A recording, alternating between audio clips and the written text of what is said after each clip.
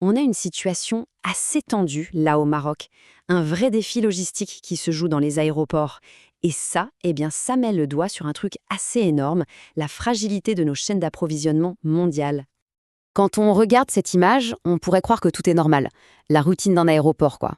Sauf que, en coulisses, il y a une tension palpable, une pression qui pèse sur tout le réseau aéroportier du Maroc.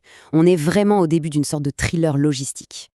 Bon, alors, concrètement, qu'est-ce qui se passe sur le tarmac? Pourquoi est-ce que tout le secteur aérien du pays est en alerte? Le voilà, le nerf de la guerre, le kérosène, le fameux jet A1. Le souci, c'est que les stocks sont au plus bas, tellement bas que là, chaque décollage, c'est un vrai casse-tête stratégique.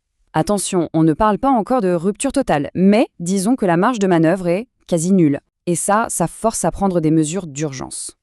L'objectif, il est donc clair. Il faut rationaliser, jongler avec ce qui reste. Là, chaque goutte de kérosène est précieuse. Parce que le scénario catastrophe qu'on veut éviter à tout prix, c'est quoi?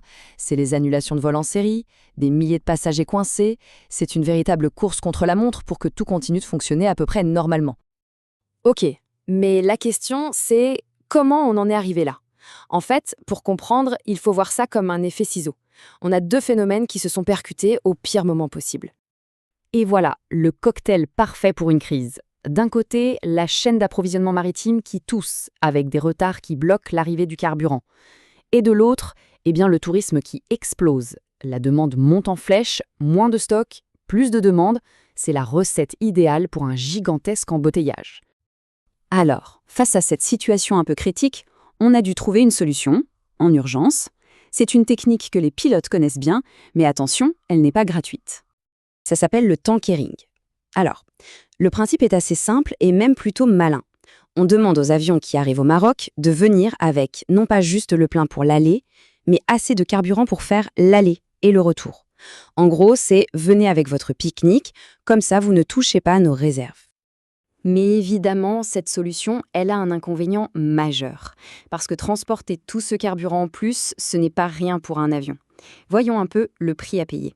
C'est tout le dilemme du tankering. D'un côté, le bénéfice est clair, on sauve les stocks de kérosène au Maroc. Mais de l'autre, il y a un inconvénient purement physique.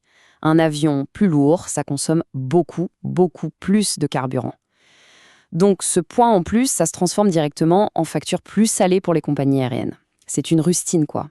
Efficace, mais ça ne peut pas durer éternellement. Ok, mais quid des vols long courrier? Un avion qui vient de New York ou de Pékin, il ne peut pas techniquement embarquer assez de carburant pour faire l'aller-retour. C'est juste impossible. Alors, pour eux, et uniquement pour eux, on a mis en place un système de priorité. Eux, ils ont le droit de se ravitailler. C'est une exception nécessaire. Bon, on voit que la situation est tendue, mais qu'il y a des solutions même si elles sont temporaires. Maintenant, la grande question, c'est comment on sort de là? Quel est le plan pour revenir à la normale?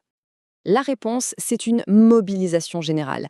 Le ministère s'y met, les distributeurs de pétrole sont sur le pont. Bref, tout le monde travaille main dans la main avec un seul but, faire arriver le carburant plus vite et remplir à nouveau les cuves. L'objectif, c'est de sortir de cette zone rouge le plus rapidement possible. Et on termine avec une réflexion un peu plus large.